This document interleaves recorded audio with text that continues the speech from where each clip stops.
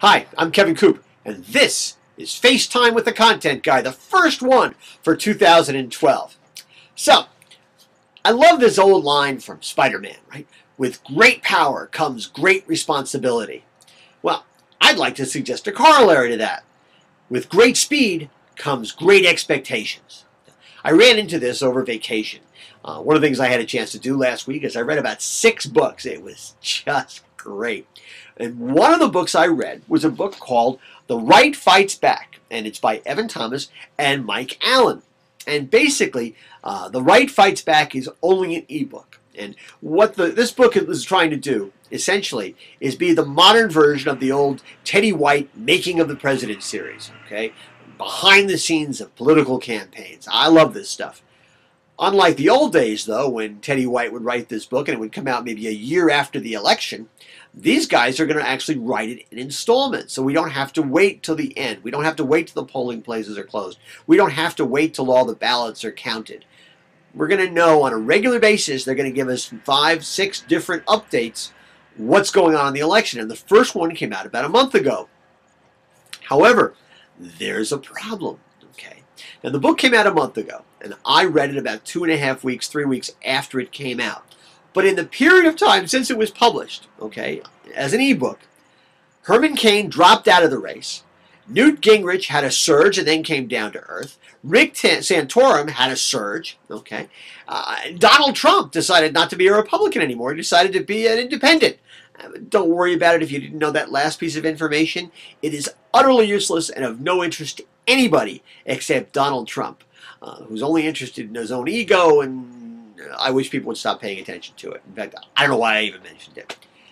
Now, as a writer, as a reporter, and as a reader, I understand that news is perishable. I understand that once you put a story to bed, okay, you run the risk that it's going to be obsolete or at least out of date by the time people actually read it. That's one of the things that's really hurting the traditional newspaper business, right? Everything is perishable. That's why people are going to their websites. I understand when I pick up the Dead Tree New York Times, it was published 6 hours ago, 8 hours ago, 12 hours ago, and if I really want up-to-date news, I have to go to their website. I sort of get that. But in this case, my expectations were different. I was reading an ebook, and just by the very nature that I was reading it on my iPad, I expected it to really be up-to-date. I expected real-time news. I expected up-to-date inside backroom kind of stuff. I expected expert analysis that was current, not old, and I didn't get it through no fault of their own, but my expectations were different, and I ended up being disappointed. That's a really hard thing for anybody who's trying to build a business in 21st century culture where technology makes so much available so fast, right? We run the risk, if we've raised people's expectations, that we're going to disappoint them. If we do that, we can disenfranchise them. That's always a problem.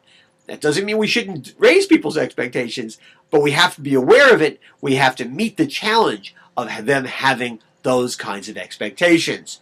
You know, and it may simply be when it comes to a current affairs book, the rules are going to change. They're not going to be able to do this. They're going to have to update things every couple of days, maybe even a couple of hours, but then we're not really talking a book. We're talking about a website, and that's a whole different issue, and I'm sure the publishers are thinking about that.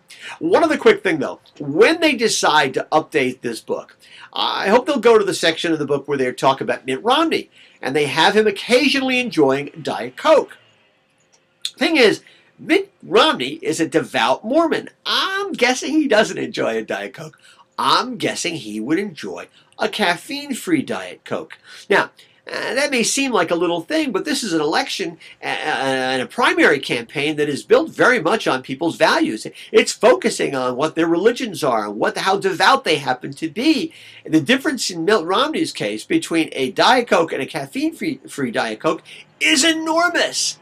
Here's the thing about speed. It doesn't give you an excuse to get it wrong. And if he actually was drinking Diet Coke and not a caffeine-free Diet Coke, that's sort of news too. They should have paid attention to that.